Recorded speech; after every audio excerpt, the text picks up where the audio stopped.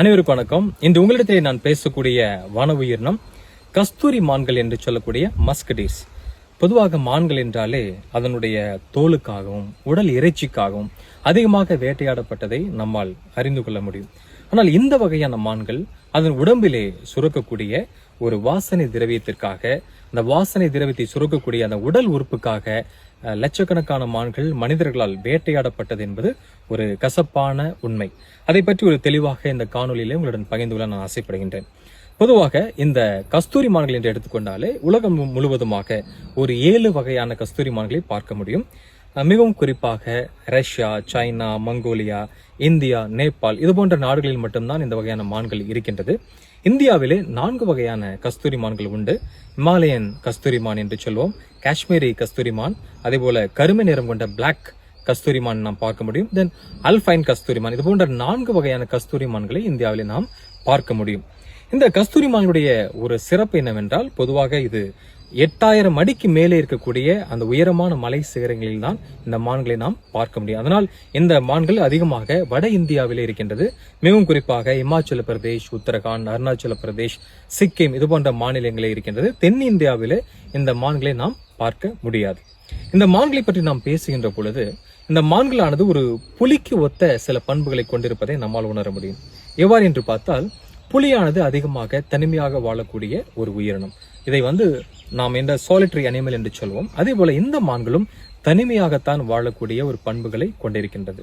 அது மட்டுமில்லாமல் புலிகள் தன்னுடைய எல்லையை, தன் பிராந்தியத்தை, இந்த டெரிட்டரியை பொதுவாக திட்டமிட்டு அந்த இடத்திலே மட்டும்தான் இருக்குமே தவிர அதை தாண்டி மற்ற இடங்களுக்கு புலிகள் செல்வது கிடையாது. அதே போல இந்த மான்களும் அந்த டெரிட்டரி என்பதை அதை மார்க் செய்துவிட்டு அதற்குள்ளாக இருப்பதை நம்மால் பார்க்க முடியும்.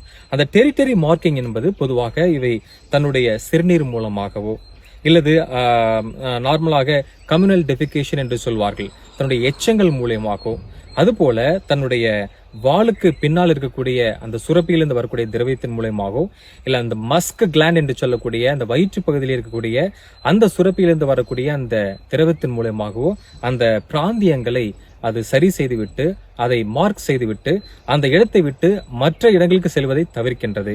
ஆக புலிக்கு ஒத்த ஒரு சூழ்நிலை இருப்பதை நம்மால் பார்க்க முடிகின்றது. அதுபோல இந்த கஸ்தூரி மான்களை பற்றி நாம் பேசுகின்ற போது, அதனுடைய வாழ்வியலை பற்றி பேசுகின்ற பொழுது, பொதுவாக இந்த கஸ்தூரி மான்கள் இனப்பெருக்க காலத்தில் மட்டும்தான், மிகவும் குறிப்பாக நவம்பர், டிசம்பர், ஜனவரி இந்த 3 மாதங்களில் தான் இனப்பெருக்கத்தில் ஈடுபடுகின்றது. அந்த நேரங்களில் மட்டும்தான் ஆண் மான்கள் பெண் மான்களை தேடி செல்கின்றன. அவ்வாறு தேடி சென்று புணர்ச்சியிலே ஈடுபட்ட பிறகாக 5 முதல் 6 மாதங்கள் அந்த கர்ப்ப காலங்கள் பெண் மான்களுக்கு இருக்கும்.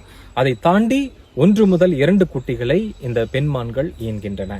அந்த குட்டிகளானது 1 வருடம் முதல் 2 வருடம் வரை தன்னுடைய தாயுடன் இருந்து கொண்டு 2 வருடங்களுக்கு மேலாக தனித்து வாழ ஆரம்பிக்கின்றன. அந்த குட்டி வளர்ப்பதிலே பெண் மான்கள் மட்டும்தான் முழுமையான பங்கு வகிக்கின்றன என்பது ஒரு மிக முக்கியமான ஒரு விஷயமாக இருக்கின்றது.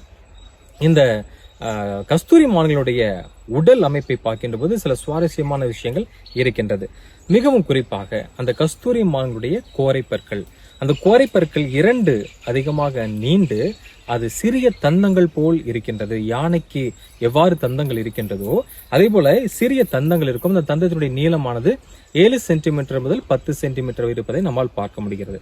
இந்த தந்தத்தின் பொதுவாக தந்தமானது ஆண் மான்களுக்கு மட்டுமே இருக்கின்றது. அதாவது இனப்பெருக்க காலத்திலே மற்ற ஆண் மான்களோடு போட்டி இருக்கின்ற பொழுது இந்த தந்தத்தை பயன்படுத்தி மற்ற ஆண் மான்களை ஜெயிக்கின்ற, வெற்றி பெறுகின்றதற்காக இதை பயன்படுத்துகின்றது என்பது ஒரு சுவாரஸ்யமான விஷயம். அதே போல இந்த மஸ்க் பாட் என்று சொல்லக்கூடிய மஸ்க் கிளாண்ட் அதனுடைய அடிவயிற்று பகுதியிலே இருப்பதை நம்மால் பார்க்க முடியும். இது மிகவும் குறிப்பாக ஆண் மான்களுக்கு மட்டும்தான் இருக்கும். சில நேரத்திலே வேட்டையாளர்கள் தூரத்தில் நின்று பார்க்கின்ற போது ஆண் மானையும் பெண் மானையும் தெரியாமல் சுடுகின்ற பொழுது ஆண் மான்களில் மட்டும்தான் அந்த மஸ்க் பாட் என்ற ஒரு விஷயமானது இருக்கின்றது. ஆனால் பெண் மான்கள், ஏராளமான மான்கள் இறப்பதையும் நம்மால் சரித்திரத்திலே படிக்க முடிகின்றது. அந்த மஸ்க் கிளாண்ட் என்று சொல்லக்கூடிய அந்த மஸ்க் பாடிலிருந்து வரக்கூடிய ஒரு விதமான அதிக அழுத்தம் கொண்ட அந்த வாசனையானது மனிதர்களுக்கு பல இடங்களிலே அவர்கள் பயன்படுத்தி வந்திருக்கிறார்கள். மிகவும் சொல்ல போனால் பர்ஃப்யூம் என்று சொல்லக்கூடிய வாசனைக்காகவும், அதே போல மெடிசன்ஸ் சொன்ன மருந்துகள், மிகவும் குறிப்பாக யுனானி மருத்துவத்திலே அதிகமாக இதை பயன்படுத்தி இருக்கின்றார்கள். அதற்காக இந்த ஏராளமான மான்கள் வேட்டையாடப்பட்டிருக்கின்றன. அதுபோக அதனுடைய வாளுக்கு கீழாக கவுடல் கிளாண்ட் என்று சொல்வார்கள், இதிலிருந்தும் ஒரு வாசனை திரவியமானது கீழே வருகின்றது. அந்த வாசனை திரவியத்தை பயன்படுத்தி பொதுவாக அந்த பிராந்தியங்களை, எல்லைகளை இவைகள் மார்க் பண்ணுவதற்காக பயன்படுத்துகின்றது என்பது ஒரு சுவாரஸ்யமான விஷயம். இந்த மஸ்க் கிளாண்ட்ல இருந்து வரக்கூடிய அந்த வாசனை வைத்து பொதுவாக ஆண் மான்கள் பெண் மான்களை கவருவதற்காகவும் பயன்படுத்துகின்றது. அதே போல அந்த எல்லைகளை மார்க் பண்ணுவதற்காகவும் பயன்படுத்துகின்றது என்பது ஒரு சுவாரஸ்யமான விஷயமாக இருக்கின்றது. இந்த மான்களிலே நாம் பார்க்கின்ற பொழுது ஏராளமான மான்கள், பொதுவாக இந்த ஒரு 50 ஆண்டுகளிலே லட்சக்கணக்கில் இருந்த மான்கள் தற்போது 5000 மான்கள் தான் இருக்கின்றன. இதை பாதுகாக்க வேண்டும் என்ற நோக்கத்திலே பல்வேறு முயற்சிகள் வனத்துறையால் எடுக்கப்பட்டிருக்கின்றது.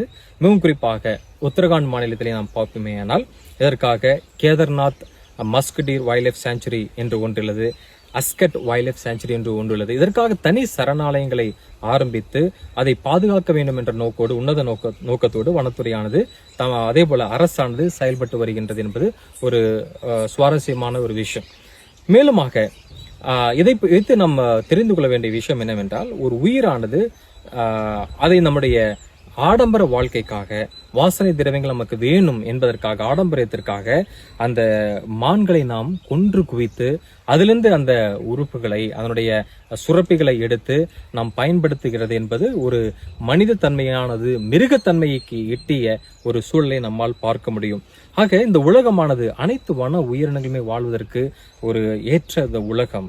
அதே போல மனிதர்களுக்கு சரியாக வன உயிரினங்கள் வாழ்வதற்கு ஒரு உரிமை இருக்கக்கூடிய அந்த உலகத்தை பார்க்கின்றோம். ஆக நம்மை நாம் நேசிப்பது போல நம்மை சார்ந்து வாழக்கூடிய அந்த இயற்கையும் அதிலே வாழக்கூடிய உயிரினங்களை நாம் நேசிக்க வேண்டும் என்பதற்காக இந்த பதிவினை உங்களிடையே நான் வைக்கின்றேன். ஆக நாம் அனைவருமாக சேர்ந்து இது போன்ற ஒரு அரிய வன உயிரினங்களை பாதுகாக்க வனத்துறையோடு இணைந்து செயல்பட வேண்டும். நன்றி.